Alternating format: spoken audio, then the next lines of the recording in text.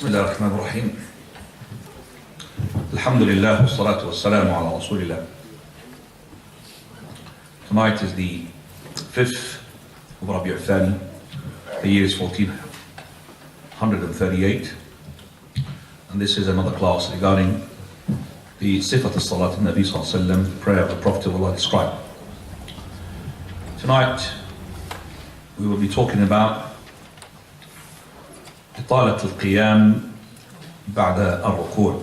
That is, after we lift up our head from the ruku', prolonging that qiyam and tranquility in it. And also we're going to discuss the issue of, is it the correct manner to put the right and the left after the ruku', or is it to actually put the right, the left on the sides, I mean the right on the right thigh and left on the left thigh. That's going to be discussed as well in tonight's inshallah discussion. So, I don't know, the brother who's supposed to be reading here is a bit late, so I'll ask somebody else if he can just forward himself to read for me. Shakir, yallah. Bismillah, alhamdulillah, wa salatu wa salam ala rasulillah.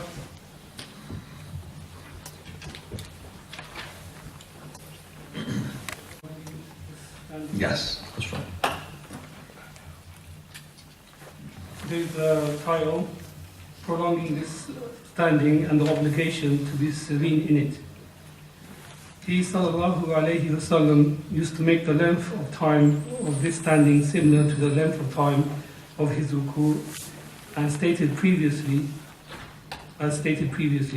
In fact, he sallallahu alaihi wasallam used to prolong it until a person may think that the Prophet sallallahu alaihi wasallam had forgotten due to his standing for so long. Right.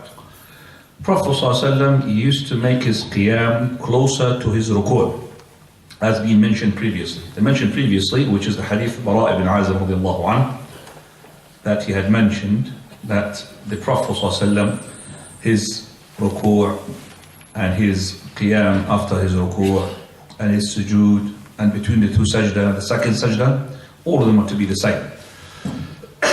So we have separate entity, which is the qiyam, the first one, that's on its own, and then the following, which is the ruku', standing up from the ruku', the first sajda, between the first sajda and the second sajda, and then the second sajda. All of those are almost equal.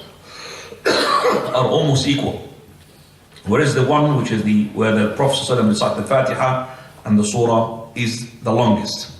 But sometimes during the night prayer, he would even equalize all of those mentioned, just like the way that he recites the Fatiha and the surahs. We discussed that as well in the hadith of Hudayfa ibn Imam radiallahu anhu.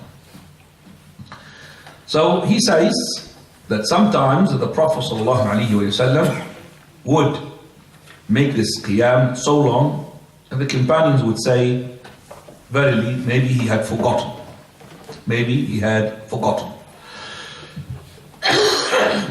And this is hadith Anas radiallahu anhu warda, where he says that the Prophet ﷺ, he had made it so long that the person would say that he may be forgotten, and that there is, he forgotten, that means he had actually forgotten that he thinks that this is a qiyam like the first qiyam in terms of lengthwise. Now, go ahead.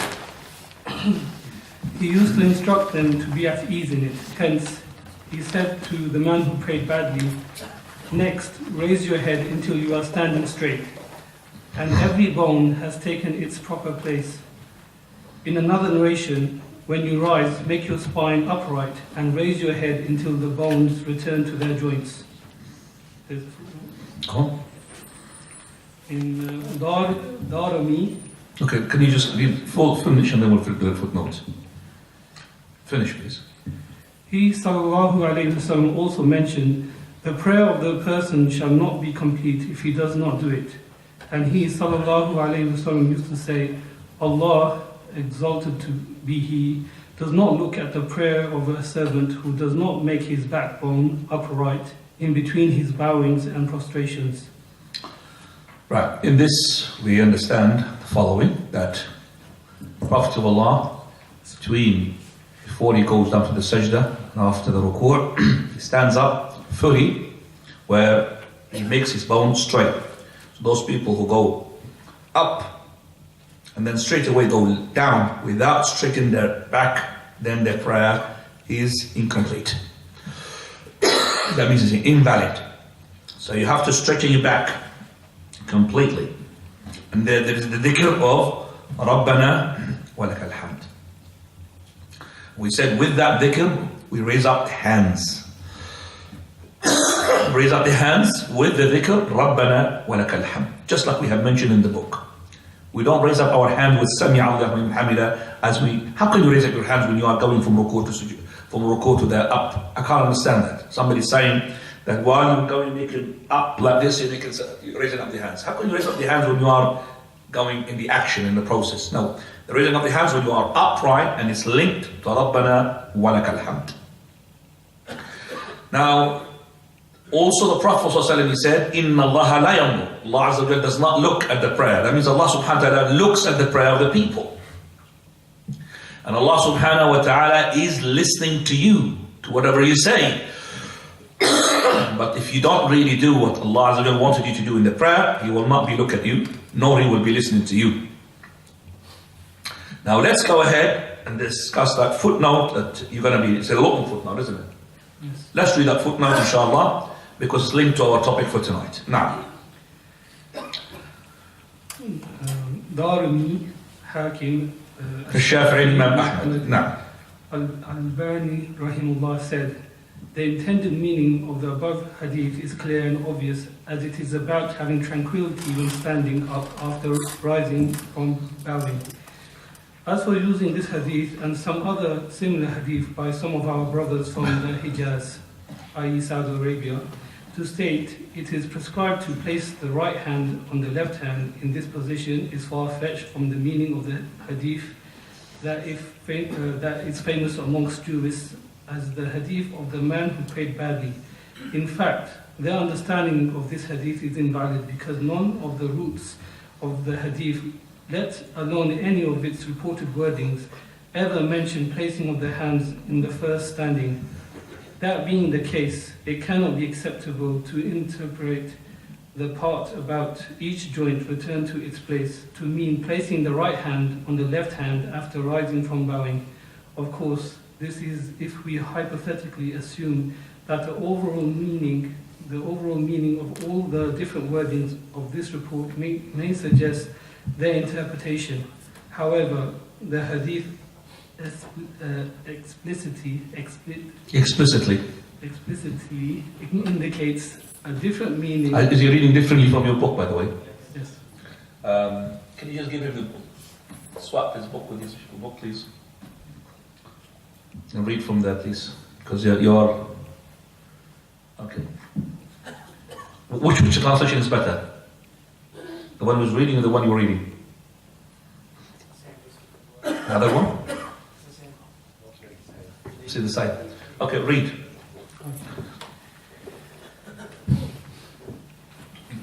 This would apply if all the versions of the hadith could be construed to mean this. So what about when they imply an obvious different meaning? In fact, this placing of theirs cannot be inferred from the hadith at all, since what is meant by bones is the bones of the spine as confirmed by the sunnah. He would stand straight until every vertebrae returned to its place. I, for one, am in no doubt that to place the hands on the chest in this standing is an innovation and a leading astray, for it is not mentioned in any of the hadith about prayer, despite their large number. Had this practice any foundation, it would have reached us by at least one narration. Further, no one of the Salaf practiced it, nor has a single leading scholar of hadith mentioned it, as far as I know. This is not inconsistent with what Sheikh Tuwaijri Just go ahead. I just said it. Tuwaijri, go ahead. has quoted in his article, page 18 to 19, from Imam Ahmad rahimullah. If one wishes He may leave his hands by his sides, or, if he wishes, he can place them on his chest. For Imam Ahmad did not attribute this to the Prophet ﷺ, but said it from his own ijtihad and opinion. And opinion can be erroneous. Erroneous means error. Go on. When authentic evidence establishes the innovatory nature of any practice, such as this one, then the saying of an imam in its favor does not negate its being an innovation. As Shaykh al-Islam Ibn Taymiyyah rahimahullah has written, in fact, I see in these words of his an indication that Imam Ahmad did not regard the above mentioned placing as being proved in the Sunnah, for he allowed a choice between practicing it and leaving it. Does the respected Shaykh then think that the Imam also allowed a similar choice regarding placing the hands before ruku? Thus, it is proved that the placing of the hands on the chest in the standing after ruku is not part of the Sunnah. This is a brief discussion of this issue, which could be dealt with in more detail and depth, but due to lack of space here, that is done instead in my refutation against Sheikh Tuwajiri. Right, this is our issue for tonight, and if you have something to write, because this is what we're going to be discussing in detail, and we're going to make sure you understand some of those things that the Sheikh had mentioned in more appropriate and more clarifying. I'm not taking my own words, I'm Sheikh Al-Albani, I'm just taking his words and I'm adding the words of the Sheikhs from other books and from other talks that we had listened to, and we need to put that together and make a very strong case regarding this issue. First of all, this issue putting the right on the left after the ruku', it is being championed now is only by the ones from Ahl Hijaz. And from Ahl Hijaz, people stamped in here and had looting. You could find some people putting their hand on the right and the left. And I could see that this issue as well is that if the person is not knowledgeable, he might adapt this issue. So that's why I need to address it to know whether it's right or wrong. Shaykh Al-Albani uses a strong word here. He said bid'ah. It's innovation. He does not hesitate to say it's a bid'ah to put the right on the left. Now some people would say, I've read the book, which is the book to do with, that is the khushu', making khushu' by putting the right on the left after ruku'. I don't need to listen to Shaykh Al-Albani. If the person says that is up to him, you want to learn or not to learn, it's up to him. You can't really force anybody. لَسْتَ عَلَيْهِمْ بِمُسَيْطِرٍ. Allah Azza wa Jalla, He called us that we are du'a. We are not ru'ah. We're not going to be beating you up if you don't listen. But please, you have your brain, your intellect. Don't rent this to blind follow. Don't hire it. Do you understand me? It's got little levels. You have all this level 1, 2. You've got to make floors. All these floors being occupied by those thoughts. Please have the guts and the courage to discuss everything according to the Sunnah. And let's see whether that what the Shaykh Al-Albani said is right or wrong. And by the way, Shaykh Al-Albani is on his own. He's talking all the scholars. Even Imam Ahmad, which we're going to see inshallah. Even Imam Ahmad. So what is that issue that had made that someone with the respected scholars to adapt the right on the left on the right on the. So when we say it's a bid'ah, we don't say that the person who's doing it is a mubtada'. You understand that? Because he's depending upon what he believes is a proof. For me, it's a bid'ah. But for him, if he leads me in the prayer and I believe that he's a respected student of knowledge, I will put my right on the left. Like I would expect the person who is putting his right on the left to respect his imam, which is the imam of this masjid, Abdul Khalid. He does not put his right on his left. Do you understand that? So you have respect as well to that imam, not to put your right on the left. Because imagine, he is the Prophet of Allah ﷺ, and he can't be the Prophet of course, but he is a representative of the Prophet of Allah. So, do you believe that the person who is leading you in the prayer is upon haqq or upon batil? If you believe that he's on a batil, and you believe that he thinks that he's on a batil, your prayer is invalid. Do you understand what I'm saying? If you believe he's on batil, but in the other case that you believe that he believes himself he's on batil, your prayer is invalid. You know, for example, if a Shafi'i is praying behind a person who's Hanafi, Shafi'i follow, praying behind what? Hanafi follow. The Shafi'i believes that if the person is touching a woman, just touching, he had invalidated his wudu. So this Shafi'i now, he sees this Hanafi Imam kisses his wife or touched his wife, and he's going to lead him in the prayer.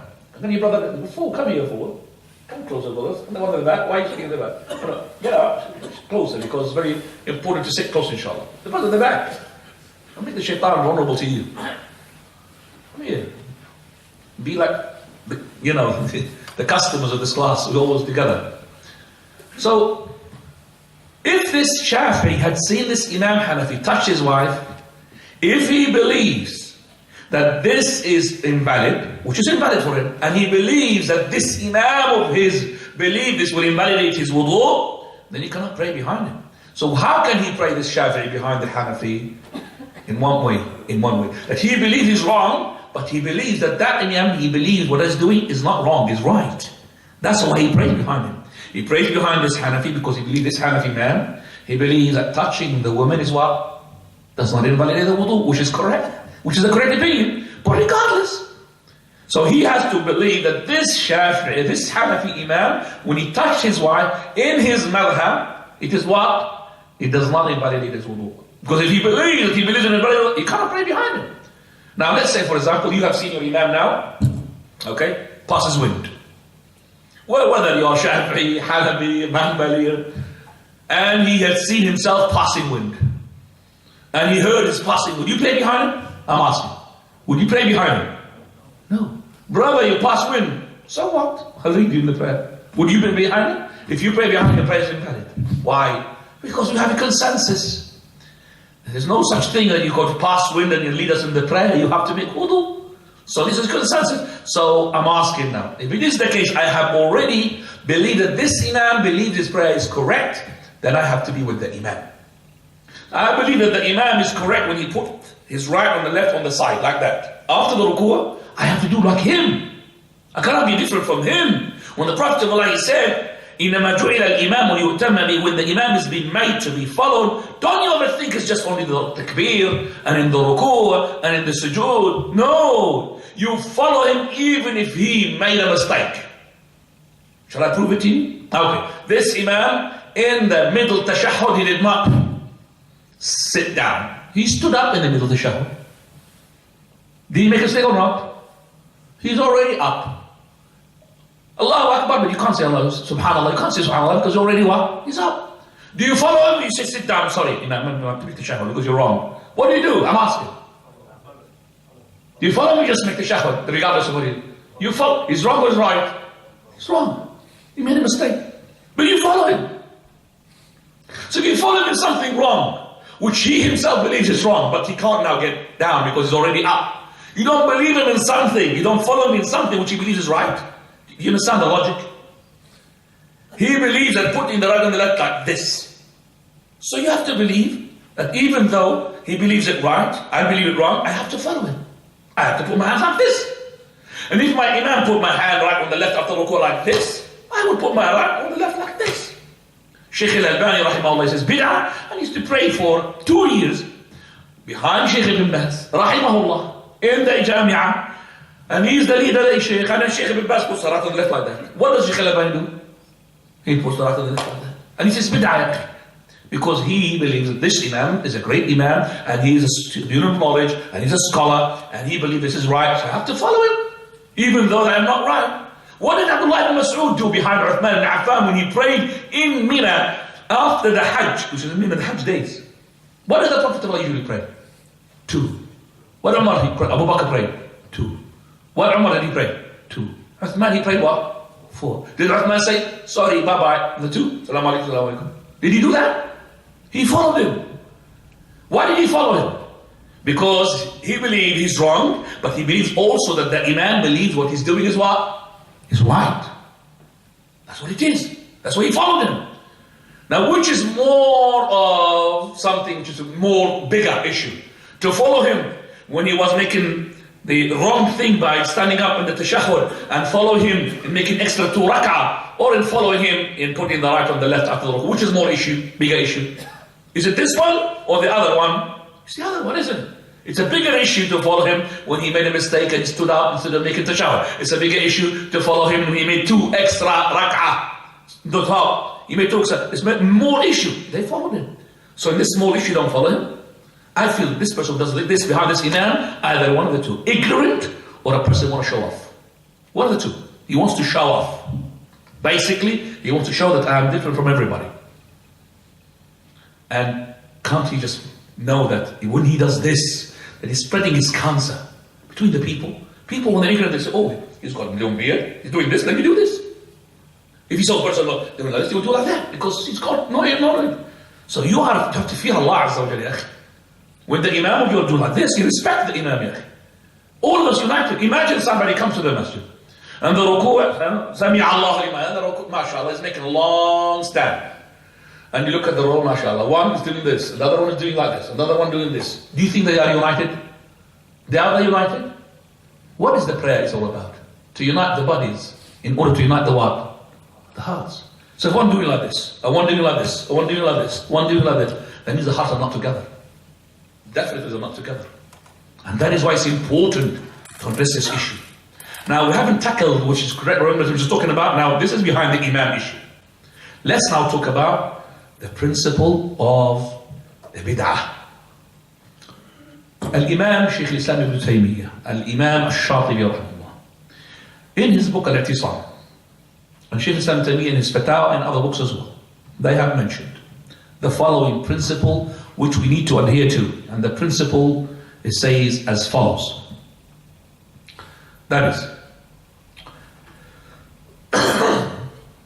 Al-Amal bin-Nass al-Am, to act upon a general text in its particular issue where there is no implementation of that particular issue from the Salaf, it's a bid'ah. I'm going to give, depending upon the general nusus, general text, and there's a particular issue in that general text, you are implementing that particular text, where that means you are extracting from that general text something particular from there, and the Salaf did not implement that particular extraction that you have a right to, then your extraction is wrong, is bid'ah. And I'll give you examples so it will settle into your mind, you understand what I'm talking about.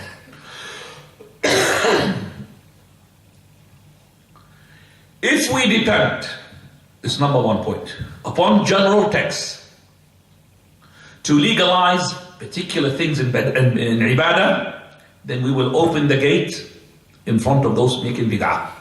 For verily every bid'ah, this is the second point, every bid'ah has a root. Never ever think that the person who makes bid'ah, he does not depend upon a text. No. So for example, you don't find a person in the prayer, he will bring, for example, a piece of wood and he starts sewing. Or a person who is in the prayer, he'll bring a flute and he starts, because there is no place for it. But you'll find a person in the prayer putting the right and the left after the ruku'ah. You'll find a person after the prayer, he will start making dua. But you're not finding, for example, after the prayer, he will start, for example, a flute. Flute, why? Because there's no trace of it. So every bid'ah has to have a root in the Sharia. That's no doubt about that. We'll give you an example. Number one. So when we ask those people who are making the bid'ah, why are you doing this? They will give you general text. Example number one. We tell the people in my country, they make it at Salah al-Nabi after the adhan. Do you understand what I'm saying? The Prophet sallallahu alaihi wasallam, he said, when the muaddin says Allahu Akbar, you say what? No. You say, La ilaha illallah, you what? Shalom Rasul. Hayya ala salat, hayya ala salat, la hawla quwwata. Allahu Akbar, la ilaha illallah. When he finishes, then you say, that is, first of all, you pass salutation upon the Prophet sallallahu alaihi wasallam, and you ask for him the maqam al-mahmud. Allahumma rabbana bid-da'wat al-fadl. Okay, to the end. والصلاة القائم آتي محمد وسيلته وفضيلة to the end. Now they put the Salah ala Nabi in our country after the adhan. When they make the adhan, they put Sallallahu, after they say La ilaha illallah, they say wa sallallahu ala Sayyidina Muhammad wa ala alihi wa sallam. Go to the radio, Egypt, Jordan, bid'ah spreading with them. He started with Egypt, came to Jordan. So after the adhan, what do? Wa sallallahu ala Sayyidina Muhammad wa ala alihi wa sahbihi wa sallam. Anybody knows about this fact or not? You've seen it? You heard it? In Pakistan as well. Oh, you got the bid'ah one recently? Okay, it's recent. And Somal as well. Okay. No, you ask them, ya akhi, what are you doing? They will say to you what? Ya akhi, what are you saying? Allah says in Surah Al-Ahzab, verse number 56, Inna Allah wa malaikatahu, what do they do? Yusalluna ala al-Nabi, fasallu alayhi wa sallimu taslima. Ya akhi, it's a general text, ya akhi. Allah says that Allah Himself and the angels are passing salutation upon His Prophet Muhammad sallallahu alaihi wasallam. Allah's salutation, of course, to mention Him in the Mala'il A'la, in the highest companion, the highest inhabitants of the heavens, which is in the front of the angels. And angels are invoking forgiveness for the Prophet of Allah, invoking salah, salutation. So, oh, you who believe, pass salutation. So this is general text. Oh, you who believe what? Pass. Listen to me, brothers. Pass salutation. So this Mubtada' is telling you, I've got a text here. Not only that, I've got the hadith of the Prophet of Allah just mentioned you. He said, if you hear the mu'adhin say Allahu Akbar, Allahu Akbar, Allah. Then after the adhan is finished, you say, Sallallahu alayhi wa sallam, pass salutation upon the Prophet of Allah and ask for me the wasila. True or not? He's got two texts. What are you going to say to him? What is your answer to him to tell him what you're wrong, what you're doing is wrong? You tell me. First of all, you don't have, that's number 2. You don't have a text that the Prophet of Allah prohibited such an issue. Do you have? No way. There is not a single hadith in the Sunnah of the Prophet of Allah which would say it is haram, it is forbidden to say that. There's no prohibition. That's number 1. There's number 2, which is more delicate. This is where you have to understand it. There is no text that it says the Prophet of Allah did not do it. Listen to me. There is no text. Write down, Ya Abdul Qadir. That is, there is no text to say that the Prophet of Allah did not what? Do it. So what is our proof? He did not. Lam yarid. Means lam yarid. What is? We don't have a proof it is being done. Do you understand that? That's our proof. We don't have a proof to say Prophet of Allah did not do it. But we say to them, give me a proof that the Prophet of Allah did it. Do you understand that? So 2 things are very important in any issue regarding this bid'ah. And I'll give you more examples, you understand how we're going to tackle it. Right. We have the hadith of the Prophet of Allah, Man salla alayya marra faqat sallallahu alayhi ashar.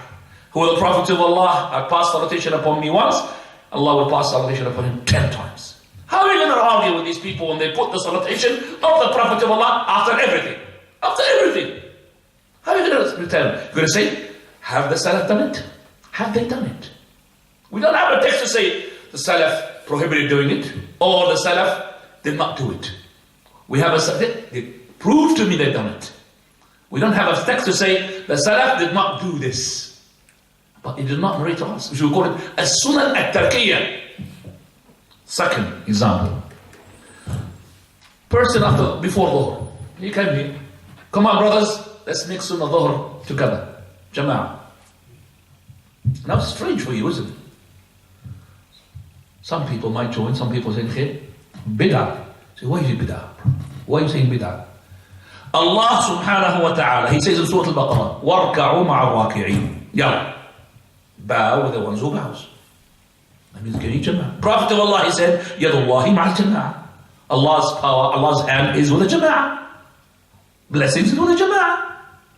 Also the Prophet of Allah, he said, the prayer of the 2 better than the prayer of the 1, and the prayer of the 3 better than the prayer of the 2. How are you going to face this? What are you going to say to him? What are you going to say to him? There is no text to say it. Prophet of Allah said, don't pray sunnah before together. There is no such thing. And there is no other text to say, Prophet of Allah did not do the sunnah of the dhuhr before together. There is nothing. But we say, we did not have any narration that the Prophet or the companions had done it. That's how we're going to tackle it. Otherwise, what are we doing? Third example. Third example is when the people make this after the prayer of a fard. How are you going to say to those people in some of the masajid that this is a bid'ah? How? Today I've been asked a question by somebody from Australia. This is to do with this. He says, the Prophet sallallahu alaihi wasallam, I deleted his message, and I wish I did not delete his message. I deleted his message, I wish I did not delete his message. Because he kept insisting. He said, the Prophet sallallahu alaihi wasallam, he commanded us to make dua. I said to him, no, not just Allah, Prophet of Allah, Allah Azza wa Jalla, he commanded us to make dua. وَقَالَ رَبُّكُمُ ادْعُونِي أَسْتَجِبْ لَكُمْ. Your Lord said to you, what? Call upon me and I will what? Respond. And he said, and we don't have a prohibition from the Prophet of Allah to make that dua at a specific time. Why is it not allowed for us to make dua after the obligatory prayer? You tell me now. He said, after I've finished my dhikr, I want to make dua. Do you understand that? So how are you going to answer him? He said to you already, there is no text to say that the Prophet of Allah forbade doing this. How are you going to mention that it's bid'ah? If you say this is bid'ah, then your ruku' after ruku' is a bid'ah, because the same argument. How are you going to say it's a bid'ah? You're going to say to him, first of all, you can't say to him, there's a hadith says that the Prophet of Allah did not make dua after that prayer. There's no such thing. The Holy Thing is saying that, yes, you could make dua if you need it. For example, something had happened, you remembered, you make dua. But to do it all the time after every obligatory prayer, or most of the obligatory prayer, you need a proof from that general statement that the implementation, that istinbat of yours, that extraction of that is to be implemented by the Prophet or the companions. Where is it? And we know that the Prophet of Allah had prayed how many times? Thousands of times. And the prayer of the Prophet of Allah is openly or hiddenly? I'm asking. Not just normal openly. He was the Imam. Imam. I mean, everybody can see him. It's not like amongst the people. Right. So after this, we're going to say to you, let's go to the, let me as well add a hadith. The Prophet of Allah said, إِنَّ رَبَّكُمْ حَيِيٌّ كَرِيمٌ. Allah, your Lord, is shy, hayi, modest, hayi, shy, and kareem, and generous. قال, he says, يَسْتَحْيِي مِنْ عَبْدِهِ, is shy from his slave. When he, إِذَا رَفَعَ يَدَيْهِ إِلَيْهِ, if he raises up his hand to him, أَنْ يَرُدَّهُمَا صِفْرًا, to return them empty. He's always going to be what? Answering you. That mubtadi' can use this to say, you see, I'm raising my upper hand. Why you say it's bid'ah? Why? General statement. How can we refute? First of all, what is the hujjah of those people who say you put the right on the left after the ruku? What is their hujjah? Two general statements. First general statement, Hadith Sahl ibn Sa'd al-Sa'idi. This hadith is in Muwatta Imam Malik. كان الناس يؤمرون بوضع اليمين أو اليمنى على اليسرى في الصلاة. That's the first one. That the people used to be commanded to put the right on the left في الصلاة, in the prayer. That's number one. We're going to discuss it. So they're saying in the salah, that means in the qiyam. Why is that? You look at the discussion of Shaykh Ibn Uthaymin. He arrives at the conclusion. Istinbat. When he says in the salah, to put the right to the left, we know, he says, that in the ruku' we put the right on the right knee, the left on the left knee. In the first qiyam, we put the what? The right on the left. First qiyam. When we go to the sajda, we put the right on the left where? On the floor. Turn up. So then the only place where it is not mentioned that you put the right on the left is where? After the what? The ruku. That is a istinbat, extraction.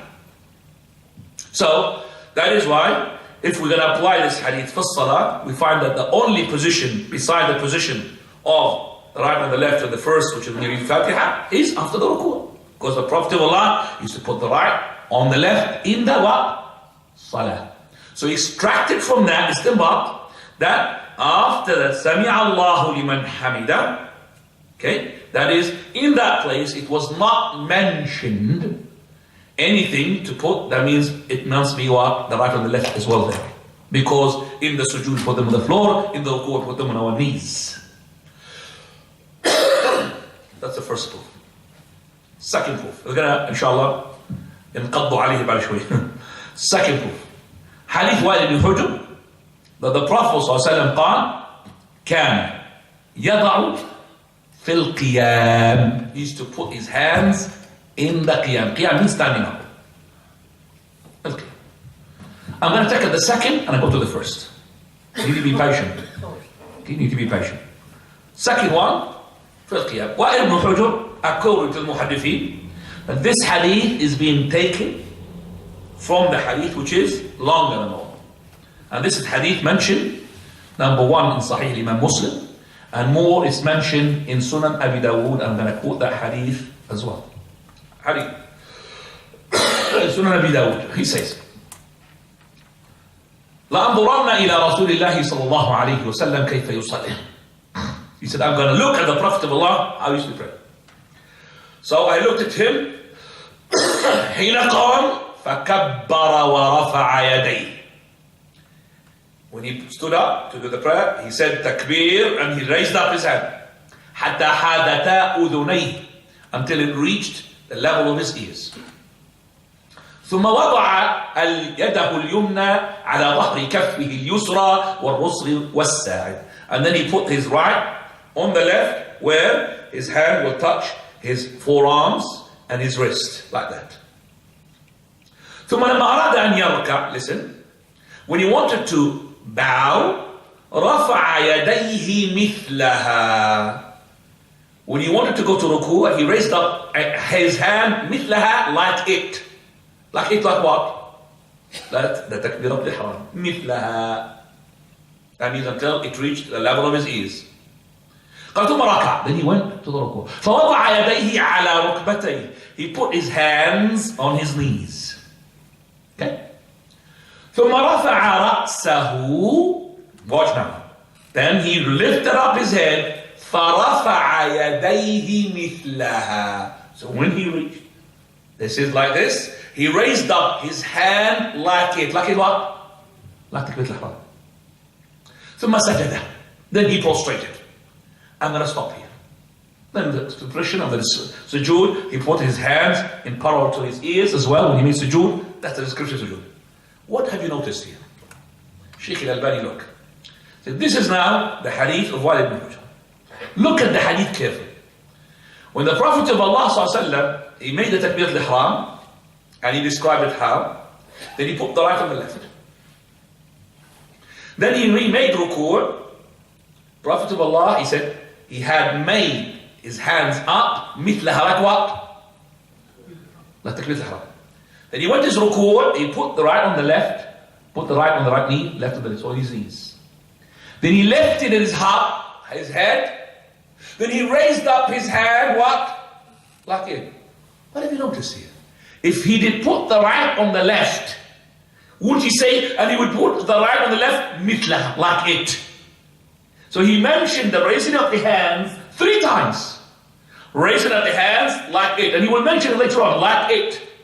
But when he came after the ruku', he did not say, and he put the right on the left like it. Like the one which is what? In the first qiyam.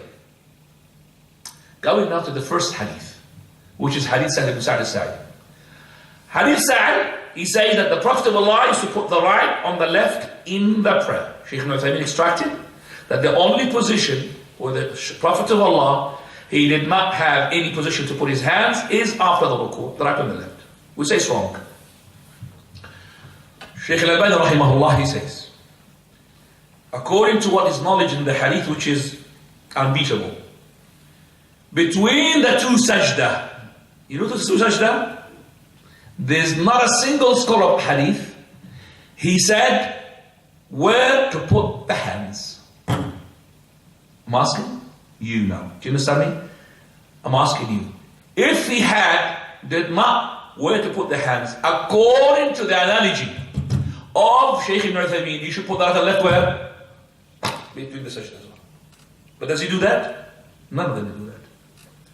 Because the Prophet said, he will put the right on the left in the salah, just like that. He extracted because in the ruku', right on the left on the knees.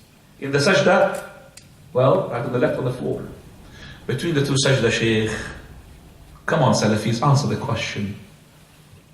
You have to answer the question. Where?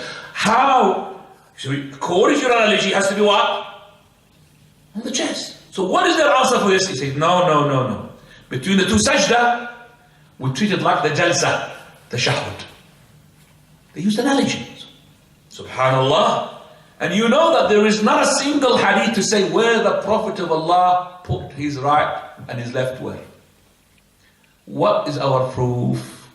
It's the same proof that we used it for after the ruku', which is the Muslims from the beginning until the end, that they used to put the right on the left where? On their thighs, between the sajda. Between the two sajda, the companions put the what? There is not a single from the Prophet of Allah, there is a single hadith. There is a single hadith from the companion, there is a single hadith. But there is from the what? The followers of the followers. They put the right on the left where? None of them came to say, no, the hadith of Sa'id ibn Sa'id al-Sa'idi is what for salah, you put the right on the left as well between the two sajda. Hasn't happened at all. Now coming back more and more regarding this issue. Prophet of Allah sallallahu alayhi wa sallam, he says in the hadith which is rawahu Muslim, كان إذا جلس في الصلاة أشار بأصبعه. Whenever he sits in the prayer, he will point with his finger. Do you understand the hadith? Okay. Somebody had implemented this hadith where? Between the sajda. That, between the sajda, he put his hands what? Like this. The hadith is general. كان رسول صلى الله عليه وسلم إذا جلس في الصلاة, sat down, he would point with what? With his finger. Some of those people implemented that. Between the sajda, they put their finger. Why? General. Did the Salaf do it? I'm asking now, why don't you implement it then in Jalsat al-Istiraha? I've never seen anybody doing it. You know Jalsat al-Istiraha? Before you get up to the second rak'ah, or before you get up to the fourth rak'ah, I haven't seen anybody who do quick one and then get up. A quick one. Have you seen anybody? But you've seen between the sajda, isn't it? So challenge them with this. What about the sajda? Jalsat al-Istiraha. It's a jalsa as well. Jalsat al-Istiraha. Sitting for the rest. So why did you do it? Think. So this is using the general statement in specific things which the Salaf did not do. Right. So let's go now to the line attack. How many times the Prophet of Allah prayed this prayer? 20 years. Yes, it was implemented in the last 11 years when he made the Isra and Mi'raj. But he was praying before that. You know that the Prophet was praying before the prayer was compulsory upon him. Did you understand that? Do you think the Prophet on his prayer as well? Is a prayer. He used to go to the Haram. Before the prayer was implemented, he used to go to the Haram and do the prayer. Abu Bakr used to do the prayer. This is before Isra and Mi'raj. Before it became what? Compulsory. He used to pray. The prayer. 20 years. How many companions had narrated the prayer of the Prophet of Allah? Well above the 20. Well above the 20. 20. Where did the Prophet of Allah pray his prayer? Most of it outside or inside? Outside. People what? They see him and watch him. We see that there's not a single companion from this 20 years of praying, and not of this single companion from more than 20 had seen and narrated to us that the Prophet of Allah, after he lifted up from the ruku', he put the right on the left. This is not just double bid'ah, 100 bid'ah this is bid'ah emphasized to the power 100. So many companions narrated and described the Prophet of Allah's prayer bit by bit. None of them had mentioned specifically to that istinbat, extraction of yours after the ruku'. Because this sunnah, if it was done, la nuqilat. It would be what? Narrated to us. That's a principle. لو فعلها رسول الله صلى الله عليه وسلم لنقلت. It will be conveyed to us because the Prophet was to do it openly in front of everybody. That is why. Okay, so if we're going to implement the umum or the generality of this text, we will implement the right on the left between the two sajda as we have said. After this, I would like to ask if anybody has been doing the right on the left to tell me if anything that I need to address it before I finish up this issue. Anybody who put the right on the left, put your finger up. Don't be worried. There's one here. That's one. Another two. Right on the left, that's the ruku'. Third one. No. I'm just saying who's done it. After this, I want to know what is your argument. Tell me. If you have anything that you want to ask me, tell me about it. Tell me. How can we Salafis? We are Salafis, aren't we? But the Salaf manhaj can refute Ahl Bid'ah with general text. Those Bid'ah, all of them built upon general text. All of them. As I said, there is not a single Bid'ah except it has a trace from a general statement. What is a Bid'ah? Why these Muqtadi'ah, they say, for example, Sufi, they say, what do they say? Allah, Allah, Allah, Allah. You think there's no trace of it? There's a hadith, ya akhi. Prophet of Allah, he said, لا تقوم الساعة حتى لا يقال في الأرض الله الله. Yalla. The hour will not take place until there will be no one on the earth saying Allah, Allah. This is hadith. Say Muslim. So the Sufi will say to you, brother, why are you telling me off from saying Allah, Allah? It's a clear hadith in your Sahih Muslim. That the hour will not take place until people leave the deen and they don't say Allah, Allah. So that's why we say Allah, Allah. So the hour will not take place. True or not, ya akhi? Ya akhi, clear hadith, ya akhi. Why clear? General clear hadith. What is the response to this?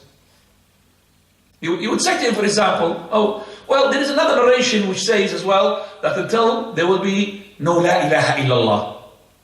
That this is the interpretation of Allah, Allah. But still you're weak. Weak argument. Okay, people say la ilaha illallah and I say Allah, Allah. Same thing. He's still strong. What are you going to do to him? You Salafi, what are you going to answer him? Lam yarid. Companions did not do it. Prophet did not do it. Your extraction, your istinbat, your analogy from this to say that say Allah, Allah, it hasn't been mentioned, it hasn't been narrated to us that the Prophet of Allah used to say Allah, Allah, Allah, Allah, companions say Allah, Allah, Allah, Allah. That's how. Otherwise he's going to refute you with the same argument of yours. This is كان الرسول صلى الله عليه وسلم يضع اليمنى على اليسرى في الصلاة. But Allah used to put the right and the left in the salah. Generally. 20, more than 20 companions. More than 20. About 23, 24, 25. Narrates a hadith. 20 years. None of them can convey that bit. Then the last thing. Shaykh al-Islam wa Imam al-Sunnah, Imam Ahmad. Imam Ahmad, he was asked, and this is authentic, according to the Tuwajri, he says, he was asked about putting the right on the left. Is that okay? He said, Man sha'a falyaf'al wa man sha'a falyatruk. If he wants to do it, let him do it. If he doesn't want to do it, let him what? Not do it. Shaykh al-Albani is asking, Miskeen, ya akhi, wallah, you are miskeen. If this is the sunnah, after the ruku', would the Imam say, if you wish to leave it, if you wish to do it? I'm asking. If he was asked Imam Ahmad regarding the first qiyam, oh Imam Ahmad, what about if I want to put my right on the left, when I'm reading the Fatiha? Would you say to him, oh, if you wish to leave, if you want to, will you do that? He said, no, you have to put the right on the left. So why did he say after the ruku' if you wish to leave it? Because it wasn't established yet to him. It was not established with a proof. It's a ijtihad. Do you understand that? So it's weak. It's not really the proper, because the proper sunnah, then I'm not allowed, because they, the ones who say like this on the left, they say I'm wrong. And then they make a istinbat. You see, if you see somebody next to the grave, and he was putting like this, his hand, and he was praying, you will not realize he's praying. Do you understand? You see somebody next to the grave, and he was praying, but he was after the Sami Allah liman hamid, and he's prolonging it. If you see him like that, you will not tell him off, because you think that he's not praying. But he was putting the right on the left, then it is what? Praying. Subhanallah. What istinbat is this? Weak istinbat. I just quoted the two strong ones of them. Two hadith. The other issues are really weak. So if he was sitting down, and between the two sajda, he was sitting down, does he look like prayer? Like yoga. He's doing yoga. A very weak argument. You could really refute that argument simply. He's making yoga. Hymns. Or he's sitting down, maybe he's talking to the grave, but he's not doing the prayer for the long as well. So you can't, this can be easily demolished. So we want always, if there is a specific thing in that general hadith, that's why Shaykh al-Albani, in every single particular issue in the prayer, he brings you the hadith of the Prophet of Allah. No istinbat. That's why he did not bring you anything when we come to do between the two sajda. He'll tell you. There's nothing there from the Prophet of Allah, what the Prophet of Allah did between the two sajda. So how will we put the right on the left like this? Why will we put the right on the right thigh, the left thigh? Why? Because this is the Imams of the Sunnah used to do like this. The followers of the followers of the followers used to do like this. So that is why it was like that. Because if it was something else, it would have been something else. None of them had said put the right on the left like this. Two sajda. None of these Imam of Ahlul Sunnah finally as well put the right on the left after the ruku'. None of them, none of the Imams of the Sunnah. I'm saying, listen to me, Imam of Sunnah, people of Salaf, none of them said to put the right on the left after the ruku'. It's all of it is tinbat, extraction. Do you understand that? And after this, I'm just saying, using this argument of bringing it about because of specific scholar said a specific scholar is not going to get us anywhere. You have yourself to sit down if you think and listen and read. Which one do you think is the haqq? And after this, Allah subhanahu wa ta'ala knows the best. But if you are behind the Imam, you're not allowed to do except what the Imam is doing. Unless what he's doing is not to do with the prayer. So if the Imam was, for example, reciting the Fatiha, he would do Bismillah ar-Rahman ar-Rahim, we're not going to follow him. Because there's no such proof to say that this is part of the ikhtilaf. Or if he was doing like this, Bismillah ar-Rahman ar-Rahim, I'm not going to follow him. So but if he's doing like this, I'm going to follow him. I'm going to follow the Imam. Because my Imam, he thinks correct. And it's part of the, ikhtilaf between the scholars. Right? Wallahu ta'ala a'lam. Jazakumullah khair. Any questions from the brothers? I had one brother mentioned there's a proof that says these prophets didn't want to put the right and the left in qiyam. That's the general hadith sahih. This is hadith by Ibn Hujr. They say not fi salat fi qiyam. I said it, I just said number one was hadith number two, didn't I say it? I said the word fil qiyam. I'm just saying this word fil qiyam. So this is the word fil qiyam. I said in the standing up, we got 23 years, Prophet Sallallahu praying. 23 companions conveying them. And all of them, when they mentioned the qiyam, that the first qiyam, put the right on the left. None of them had mentioned the putting the right on the left in the second qiyam. So this is a general statement, again. General statement, fil salah, fil qiyam. General statement. I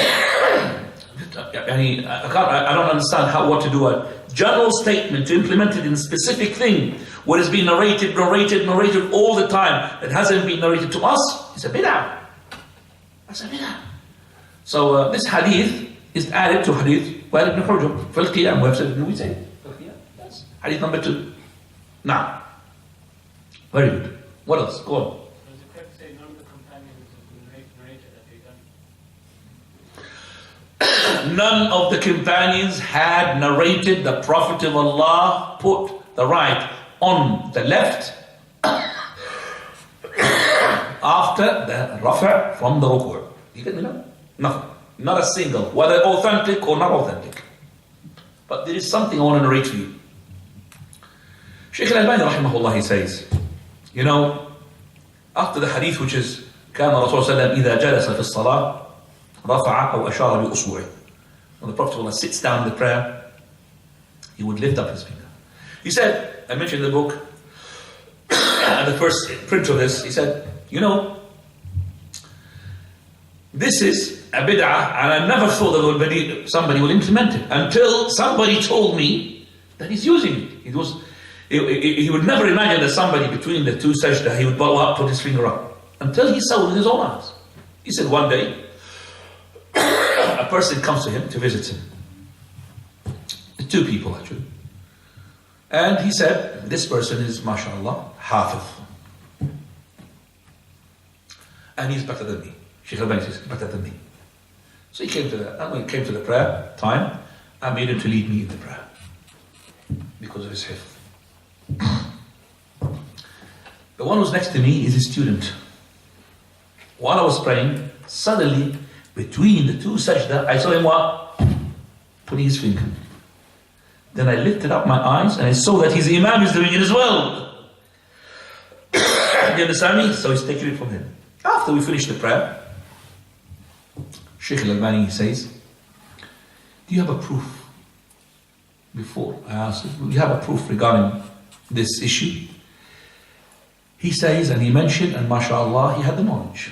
And he mentioned in Musnad Imam Ahmad a hadith, which is to say that the Prophet of Allah, after he raised up his head from the first sajda, he put halaqa like that, and then he made the second sajda.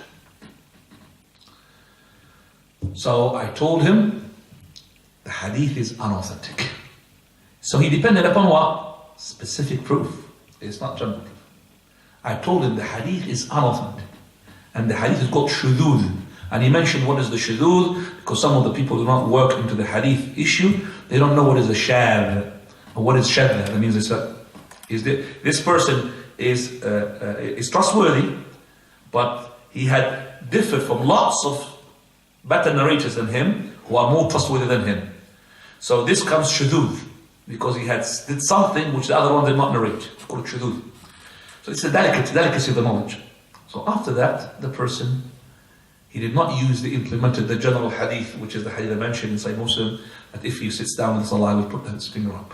He used that specific one. Jazakumullah. In that situation, you mentioned that if the Imam do it, you have to do it. In such a situation, you do it. If the person does that rafa to the two sajda, you do it. Of course. Because he thinks it's correct. He depends upon hadith which is specific. And he thinks it's what? Authentic. So I'll follow the Imam. My Imam is my Imam. But as I said, if he puts something which is not mentioned in any hadith, not done by any scholar, he started doing like, Alhamdulillah Rabbil Alameen, I'm not going to follow him. Because there's no hadith, there's nothing like this. I'm not going to follow him like that. Now. Can someone argue that it hasn't been conveyed to us to put it on the side? So, Sorry? can someone argue that it would have been conveyed to us if the Prophet left it, the hand on the side after the two, but it hasn't been conveyed? So anybody can add to the Medina, whatever that hasn't been conveyed. What is an argument that demolishes itself? I could add anything and it has not been conveyed. Can't I? I'm saying that because we said that Forget what you just said. Can't claim anything in the religion and I would say it hasn't been conveyed. Do you understand me now? I could add anything to my religion and my proof is that maybe it hasn't been conveyed. It hasn't been conveyed. Then it's not clicking. Go on. that's not clicking because we said that anything that the Prophet did would have been conveyed to us. Yes. So in the prayer we have a clear description of the things he did. Yes. But one of the things that he wasn't conveyed to us, he put it on the hand on his side after ruku. That wasn't conveyed to us. Oh, the issue. No.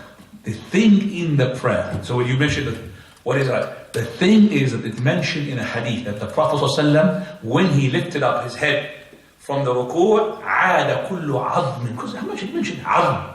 Every bone returned back as it was. So it is returned back as it was? It's not returned back. All of it came back as it was. Do you understand that? Very well. Understood you now. Fadal. Oh, a little child here. Fadal ya Habib.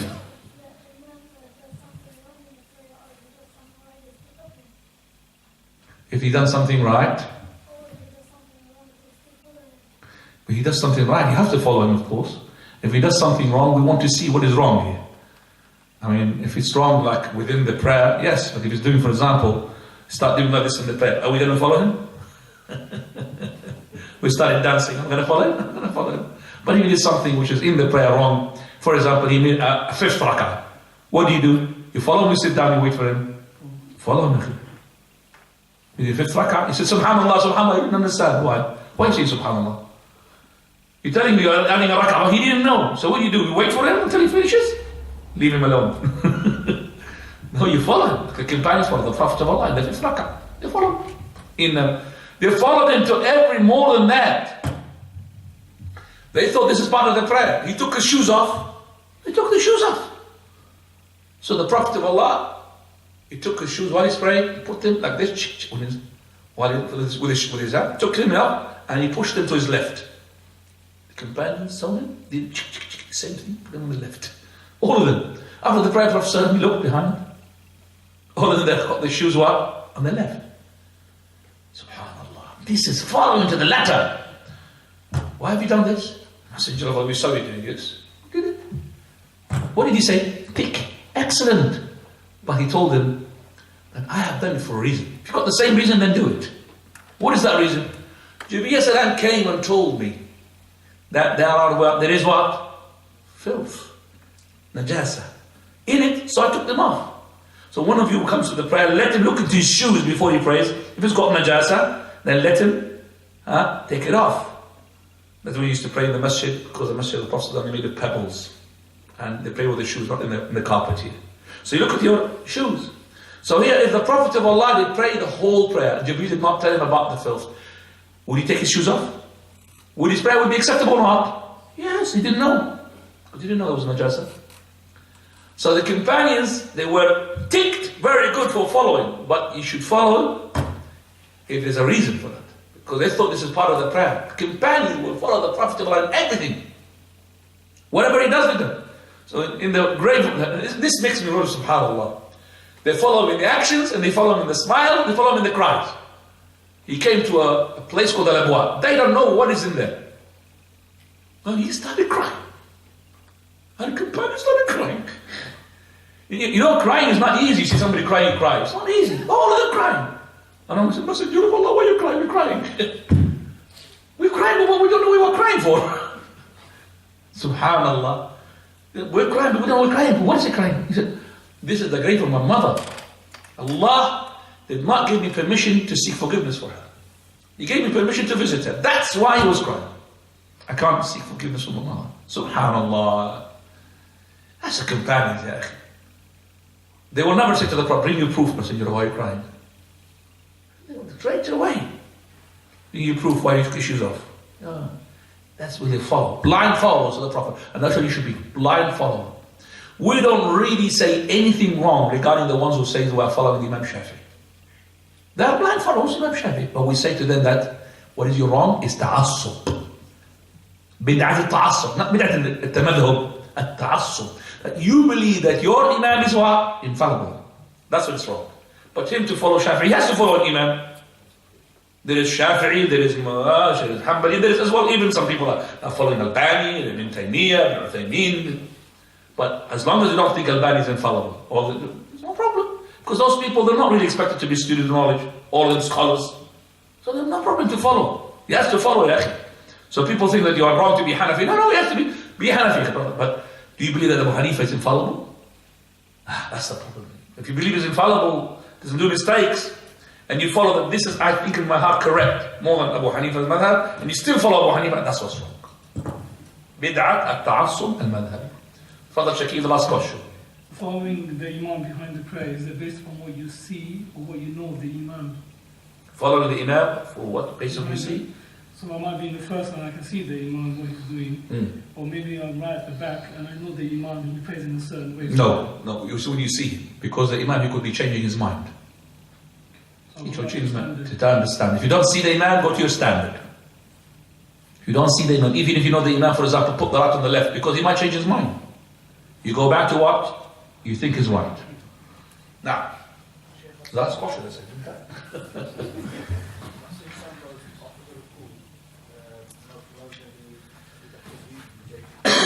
Oh, this is not, no, it hasn't been confirmed by the ones like Sheikh Imam, they mean to do like this. Doing our hands like that is wrong in all the madhab. You are doing takbir with your palm towards the qibla, not towards your foot. You're not making dua, Sami Allahu liman hamida. No. It's like takbir. Sami Allahu liman hamida. Same thing. Jazakallahu khairan. Subhanakallah bihamdik. Ashhadu an la ilaha illa anta astaghfiruka wa atubu ilayk.